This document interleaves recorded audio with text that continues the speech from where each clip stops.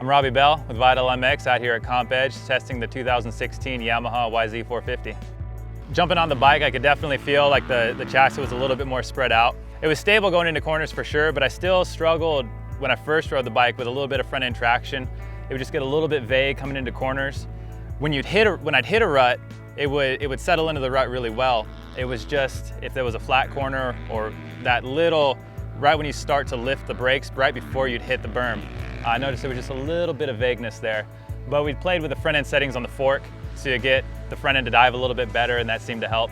The main changes we did was going out on the compression on the fork just to try to get it to drop a little bit, try to get it to settle into the corners a little bit better, which, you know, to put a little bit more weight on it, to get it to track a little bit better, and that definitely helped. And then along with that, I also wanted to smooth out the high speed action on the shock, get it to absorb the sharp hits a little bit better, also get it to track a little bit better coming into corners.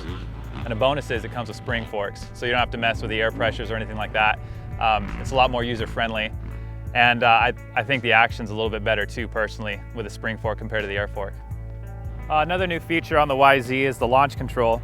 The little button on the handlebar that you press and it retards the ignition mapping a little bit. The idea is giving you a little bit easier to control as far as power off the gate. And so especially on concrete starts, it can be a little bit of an advantage. But it's something you can definitely personalize and play with, and it's just another little feature that adds some customization to the YZ package. For 2016, as Yamaha went to the 270mm front rotor, it did what it's supposed to do. It gives you a little bit more front brake power, a little bit better feel at the lever. When it comes to the engine on the 2016 model, they made some improvements to the clutch and the transmission. But as far as performance, the biggest change they made was the camshafts and the intake and exhaust. What I noticed right away was that the power was a little bit smoother on the bottom. Personally, I like a motor with a little bit more hit off the bottom, so I went to the Yamaha crew and asked them to rework the mapping, which they did, and it definitely got a little bit more hit. I think if it was my bike, I'd add 2 teeth to the rear sprocket, go up to a 50, and that would give me the power that I wanted off the bottom. Plus, it would shrink the gap between the gears a little bit. In stock trim, the motor definitely, it suits a wide range of riders. I mean, a pro might want a little bit more hit, a little bit more pull right off the bottom.